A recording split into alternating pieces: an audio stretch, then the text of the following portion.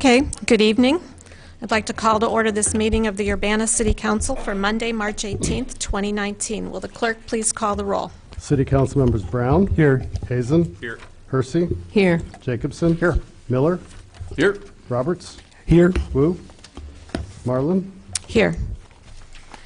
We have approval of the minutes of previous meetings, and there are actually two, one from the public hearing on Monday, March 4th, and the other from the Urbana City Council on Monday, March 4th. Is there a motion for approval? I move to approve the motion. I second. Moved by Sharice, seconded by Eric. Any corrections? Okay. All those in favor, please say aye. Aye. All those opposed, same sign. That motion passes. Are there any additions to the agenda? Seeing none. Public input. I have two cards, one from Bishop King James Underwood. He is still concerned about the Dr. Ellis subdivision sewer issues, but chooses not to address members of the council. The second is from Eldris Melinda Carr. She expresses continued concerns about the Dr. Ellis subdivision sewer issues, equity, and historic impact, and she does not wish to speak in person. Thank you. Okay, any unfinished business? Okay, reports of the Committee of the Whole. Councilmember Jared Miller. Last week we had the Committee of the Whole meeting, and we passed a number of ordinances and one resolution with recommendation, one without recommendation, two with recommendation for approval. The first of which is resolution number 2019-03-004R, a resolution approving the re-engagement of Baker Tilly for financial auditing services. On behalf of the committee, I move approval. I'll second. Moved by Jared, seconded by Dennis. Any discussion? Will the clerk please call the roll? Council members Brown. Yes. Hazen. Yes. Hersey. Yes. Jacobson. Yes. Miller. Yes. Roberts. Yes. That motion passes. Next up is ordinance 2019-03-020. Oh, sorry. I'm on a roll. And that is an ordinance approving and causing publication of the official zoning map of the city of Urbana from plan case 2372-M-19. On behalf of the committee, I move approval. I'll second that one. Oh, go ahead. Sharice. Moved by Jared, seconded by Sharice, and that will require 5 of 8 votes. Will the clerk please call the roll?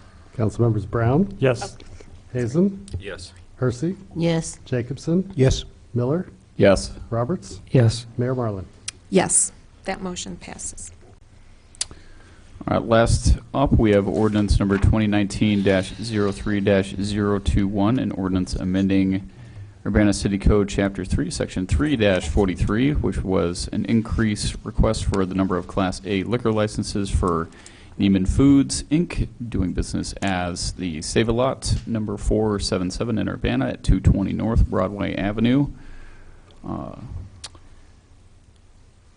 On the behalf of the committee, I move approval.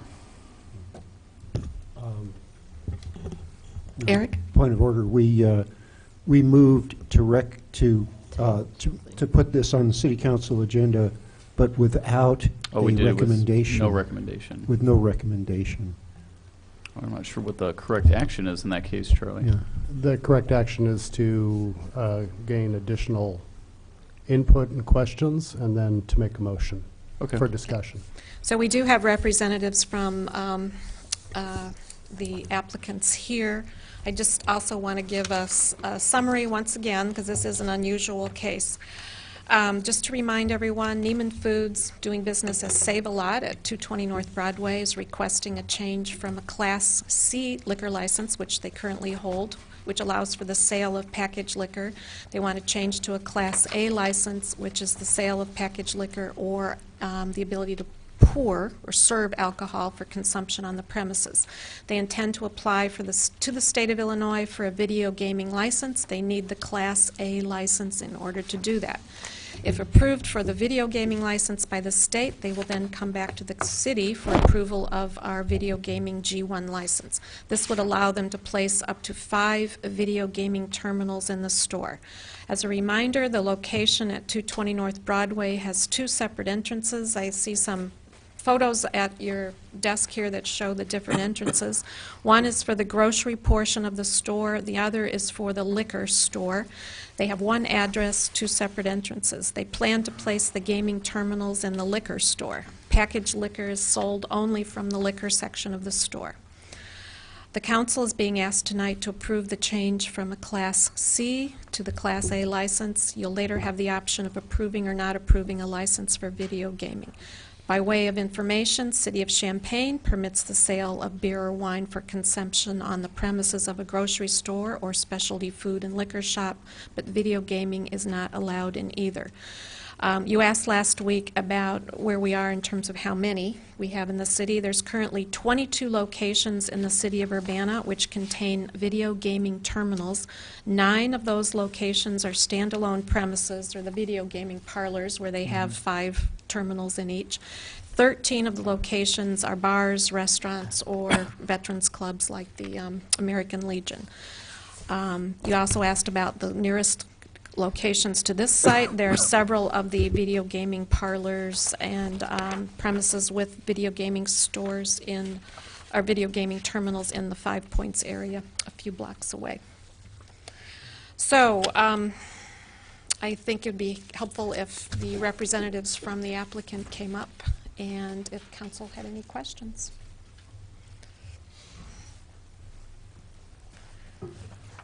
And could you introduce yourselves and please state who you represent? My name is Grant Jones. I'm with Midwest Electronics Gaming, and I'm working with Neiman's. Mike Lawson, store manager for the Save-A-Lot.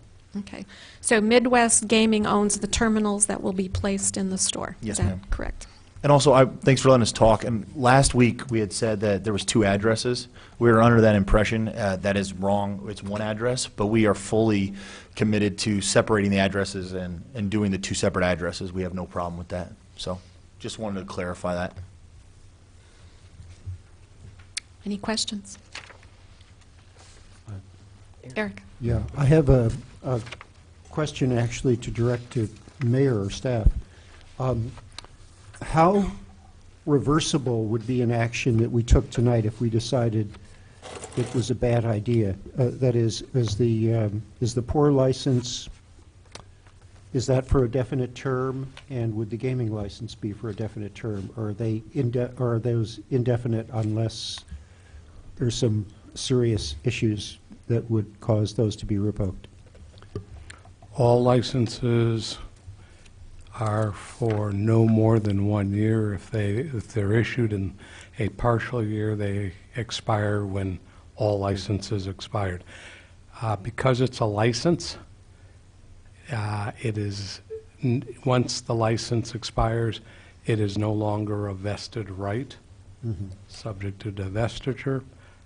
There are no rights, property rights in the continuation of any license, including the liquor license, because they expire at the end of the year. If you or the local liquor commissioner, our mayor, choose not to reissue the license, she would be free to do so when they come around for renewal. Likewise, the same would apply for what would in effect in this case would be a G1 license, which is essentially a companion license with a restaurant, or a Class A pour license for typically bars, clubs.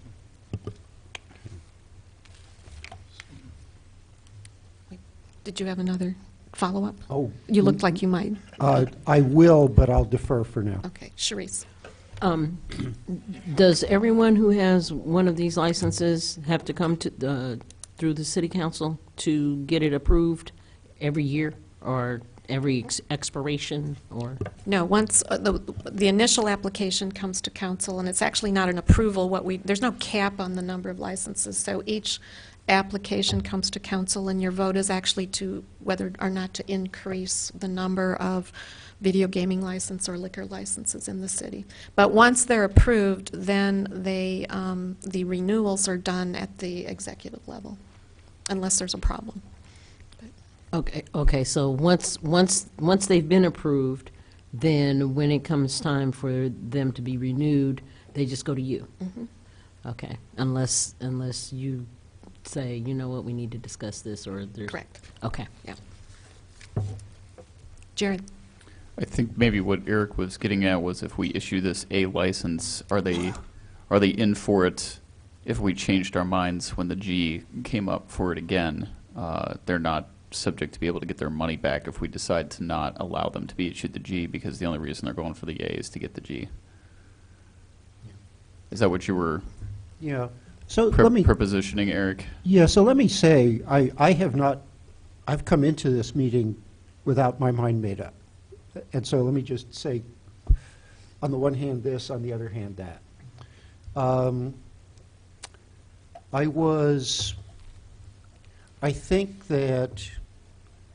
I think gaming in principle is problematic. I mean, I know, I've tried, I've actually never, ever once been on one of these machines. But I've been trying to do my homework by talking to people who have. And so I know, I understand that you can win or lose as much as several $100s at a shot, easily. Not in one pull, but in an evening you get into it. And of course, people are going to lose more than they're going to win. There's a certain margin for the house.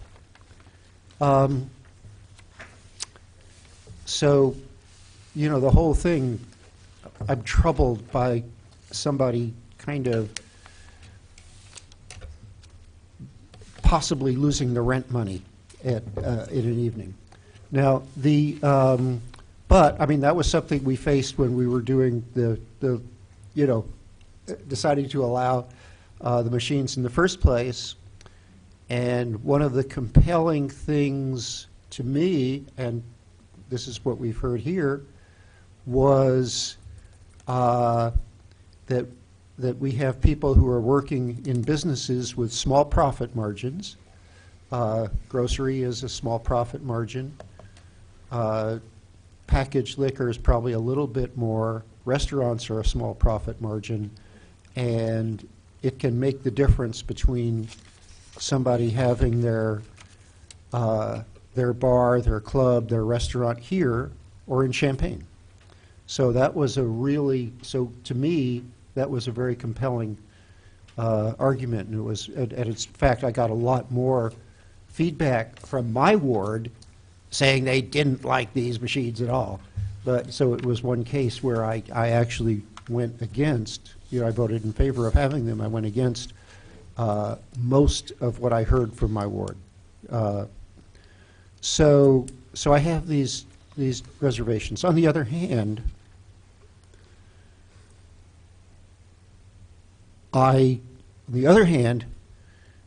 because we have given these, we have these combination liquor serving and machine licenses in many establishments, why should these folks be able to have it and you not, because your case is equally compelling. On the other hand, this would actually make us astonishingly with a looser regulation than Champaign, which is a funny kind of inversion, because Champaign, you couldn't do this combination. So those are all the things that I'm weighing. On the one hand this, and on the other hand that. And so I'd like to now pull back and just listen to other people's thoughts before we make a final decision.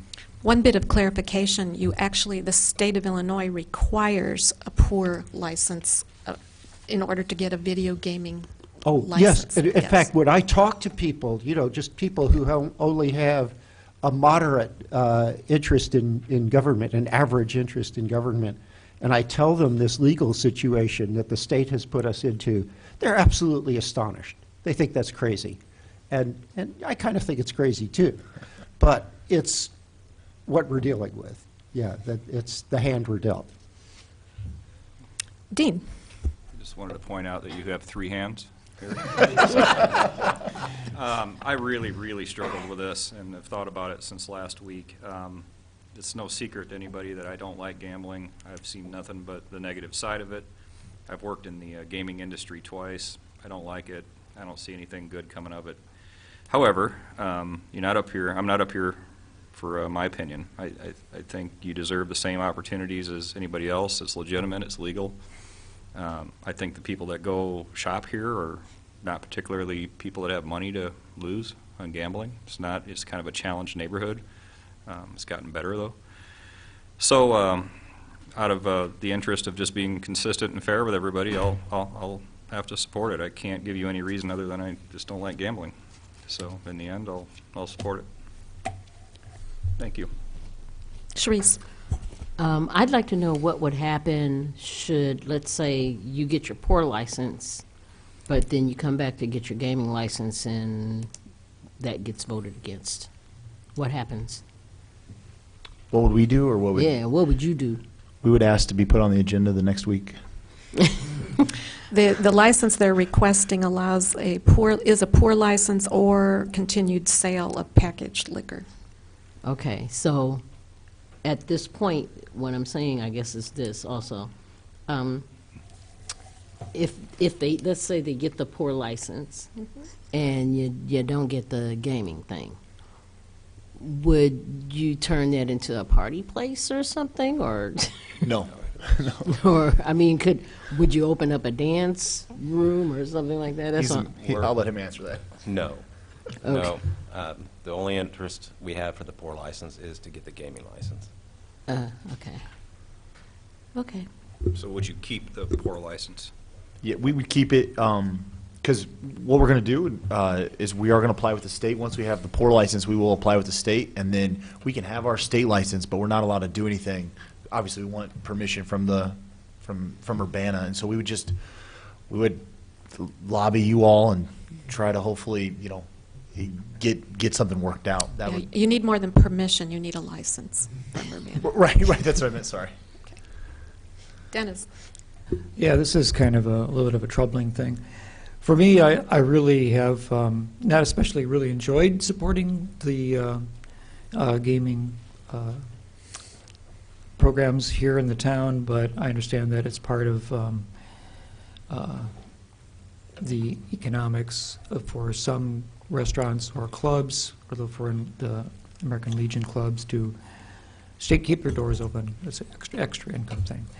So I kind of support it for them, and I support it for restaurants, but I don't think I'm going to want to support it for just a grocery store. I don't want to see other grocery stores opening up and having gaming parlors in them. I just don't think it's the right venue, and it doesn't seem to support a group that has maybe a true need for support, which was, I think, the whole purpose of the licensing by the state in the first place, to give these people who have these somewhat public service kind of community interests, as well as restaurants to serve their customers, or bars to stay in business.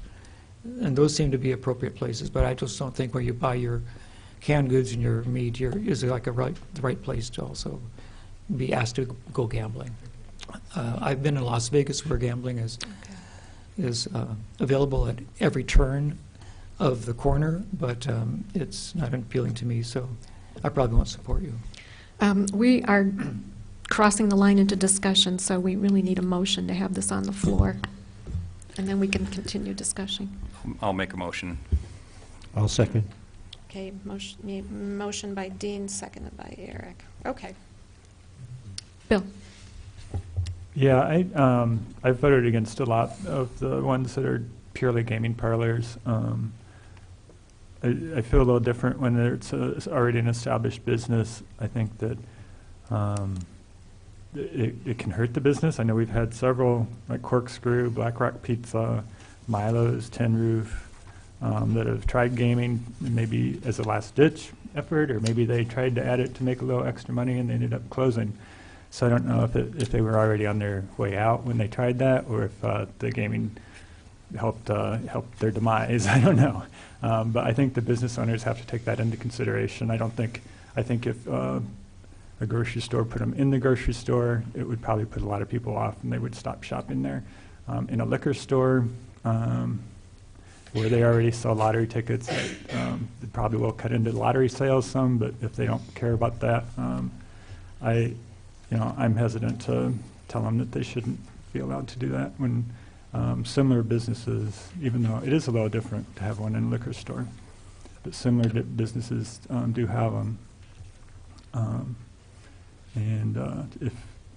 I just think that an existing business should have the right to do it, unless we have it in our ordinance that they can't. And we didn't put it in our ordinance that you can't have one in a liquor store.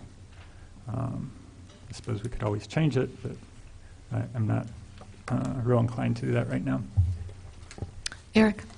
I have a question for you guys. I understand that the liquor store, there's a wall between the liquor store and the grocery store, so you'd have to go outdoors, out one exit, back in the other. How separate or how totally intertwined are the finances? That is it just one entity that has one bottom line? Yes. To which both liquor and the groceries contribute? That's correct. Okay. So I guess the point of my question is, if that helps your bottom line, then it does help ensure, unless there's something else going on, it would help to ensure that the grocery store remains there, which I think is important to the community that be there. I mean, we would like to have a full-service grocery farther north, but at least this is farther to the north and to the west, but at least this is also a good place. I guess the other, unless additional activity around the liquor store put people off from shopping at the grocery store. I guess this is a tough one, because I'm going to vote on it without being sure that I'm right. But I will vote. I will not abstain. Jared? Unless anyone has any objections, I think we've all heard what everyone wants to do, and I'd like to push for a vote.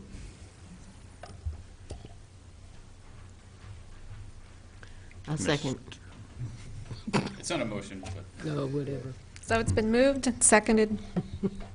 Will the clerk please call the roll? Councilmembers Brown, Yes. Hazen, Yes. Hersey, No. Jacobson, Yes. Miller, Yes. Roberts. No. Okay, that motion passes. Thank you. Thank you. Yeah, just don't screw up.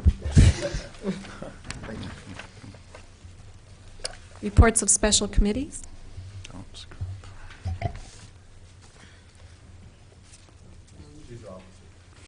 Oh, next, reports of officers. Libby Horowitz.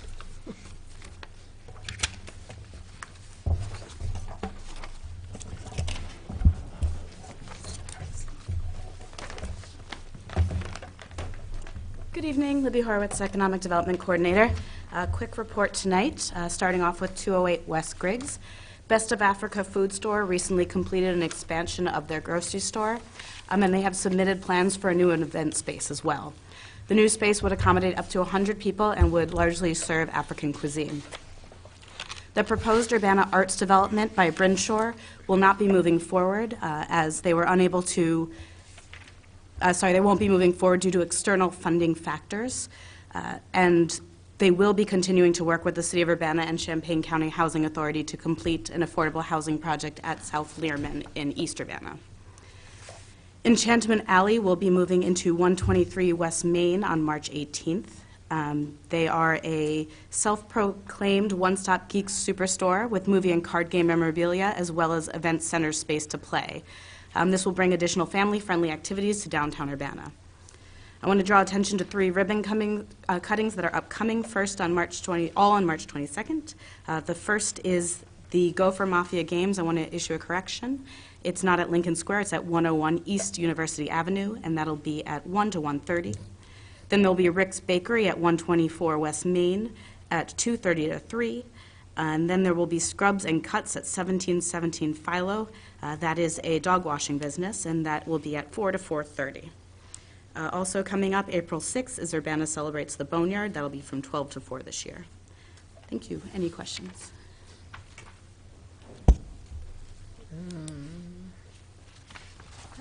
Jared? How much space is Gopher, or not Gopher, but Enchantment Alley taking up in 123? I believe they're taking up the full space. The full space? I believe so. Wow, awesome. Because they have a big store over there on Neal Street, so. I was curious if believe they were- they're relocating. Right. I just wanted to know, because I was going down the list of, the addresses and stuff, how many of these properties are exempt properties? Our tax exempt properties? So the program list that shows there, as far as what incentives they got, is that, yes. So as of present, the only one on here that is receiving incentives currently is the JX Truck Center. They're not completely through their application process, but preliminarily approved for enterprise zone sales taxes. Okay, exemptions. but the other thing is like I noticed, we've got Carl Cunningham. Are those exempt, properties, developments? Those are not receiving incentives. But they are exempt. Carl is exempt from Okay, property I know taxes. Carl is exempt. What about Cunningham Children's Home? Yep. Yeah, that too. And then the other question, of course, Stone Creek is, Morning Star Free Will is. And I wasn't sure, I put a question, Illinois American Edition, what is that? I don't know what that is. It's the water company. Oh, okay, so of course they are too, aren't they? They're not, Oh, no. they're not? Okay. Thank you. And I just wanted to have an idea, because I noticed a lot of these are in the 3rd Ward. So, okay. Thank you. Thank you. Thanks, Libby. Okay, under new business, we have some appointments, and it's council members moving around to different boards and commissions. I wanted to thank Eric Jacobson for his service on the Arts and Culture Commission. He's stepping down. And Jared Miller will be taking his place, and his term ends on June 30th, 2021. And Jared's moving off the library board, and Sharice Hersey will be moving on to the board, and her term ends June 30th, 2020. So the 2 appointments tonight are Sharice to the library board and Jared to the Arts and Culture Commission. And thank you all for your hard work. Is there a motion? Yeah, I'd like to make a motion that those appointments be made. Thank you. Okay, second? I'll second it. Moved by Dennis, seconded by Jared. Any By discussion? Dean. I'm Dean. Do we vote on this, Charlie? And all those in favor? Yes, you may vote. Aye. All those in favor? Aye. All those opposed? Thank you. All right. With no further business, I would like to also announce that this week's meeting of the Plan Commission has been canceled. So there is no Plan Commission this week. All those, let's see, with no further business before this body, this meeting is adjourned. Thank you. All right.